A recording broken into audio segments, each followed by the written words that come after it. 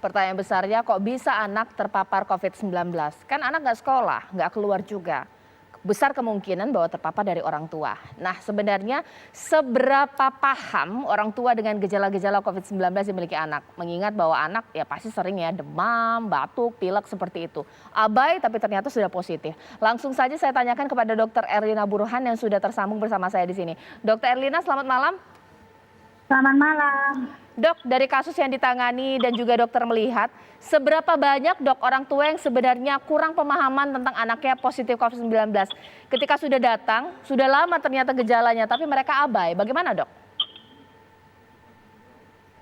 Pertama kali dilakukan kalau seorang anggota keluarga di rumah itu terkonfirmasi positif, maka seluruh anggota keluarga di rumah harus di tracing dan testing termasuk anak-anak. Nah, kenapa demikian? Karena anak-anak sering gejalanya kurang. Jadi tidak ketahuan kalau dia sudah positif. Jadi kalau ada satu anggota keluarga yang positif, maka semuanya diperiksa termasuk anak-anak.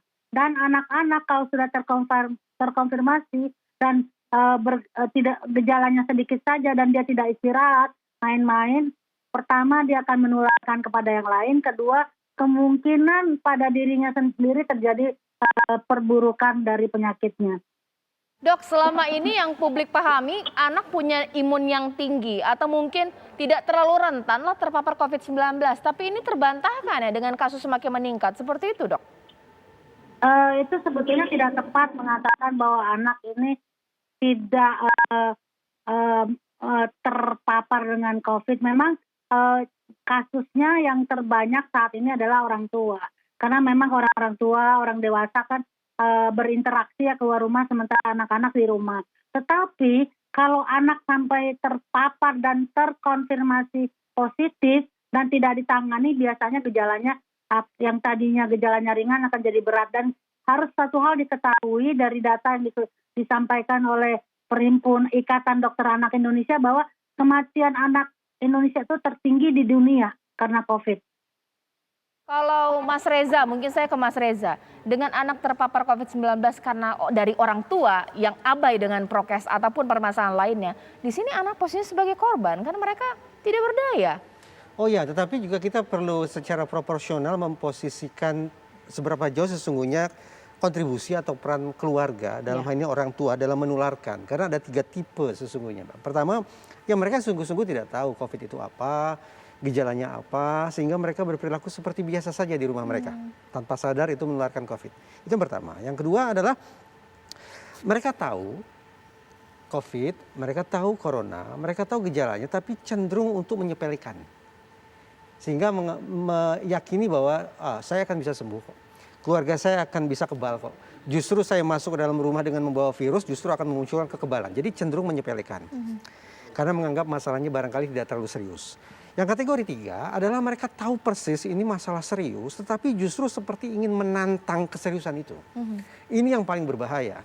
Nah, dari riset, setelah dipetakan tentang peran atau seberapa jauh kontribusi keluarga dalam penularan COVID di dalam rumah, nah tentu saja perlakuannya akan berbeda satu sama lain. Terhadap kategori 1, yaitu yang memang tidak tahu, tentu harus diberikan edukasi. Terhadap kategori 2 yang tahu tapi cenderung menganggap masalahnya tidak serius yang kita perbincangkan, mereka harus ditingkatkan kesadaran akan bahayanya. Perbincangan tentang resiko maut harus diperbanyak. Nah, sementara bagi kelompok yang ketiga, tahu ini serius tapi seolah menantang bahaya, nah ini tentu harus disikapi secara lebih tegas lagi. Oke, Mas Dik Doang, karena pasti punya cara yang lebih jitu ya, cara memberikan edukasi kepada anak. Karena ini materinya berat-berat, apa itu anosmia, apa itu saturasi, kalau sesak seperti apa itu isoman. Baiknya bagaimana ya menyampaikan pada anak ini, supaya orang tua ini ada cara yang paling jitu. Baik, Mas Reza, mohon maaf. Ini karena saya yang ditanya, tentu saya sebagai Dik Doang ya. Saya tidak mungkin sebagai dokter menjelaskannya. Jadi gini menurut saya Caca, ini pendapat saya. Bakteri itu kan juga jasad tapi juga ruh. Tubuh kita juga ini jasad juga ada ruh. Ketika kita ditempel oleh yang namanya bakteri, virus dan lain-lain, dia kan tidak mengenal orang beriman atau berimun, anak kecil atau orang tua, orang kaya atau orang miskin. Tapi ketika dia lebih dalam lagi masuk ke dalam tubuh anak kita, maka dia bertemu dengan tubuh ruh pemilik ruhnya anak ini, ya Allah. Lalu mereka berdialog, lu siapa? Lu siapa? Gue virus, gue ini ruh dari Allah. Oh, ketika kita tahu anak kita sakit, ambillah air putih, bacakan Al-Fatihah, bacakan surat Yasin dengan keyakinan, maka seolah-olah tubuh ruh bakteri ini, jasad ini permisi juga, ternyata kok ada pemiliknya. Nah, saya tuh melakukan itu, udah beberapa tetangga, keluarga, saya lakukan seperti itu. Kalau lebih lanjut lagi, ada penanganan kedokteran, ya monggo gitu loh. Tapi jangan panik dulu.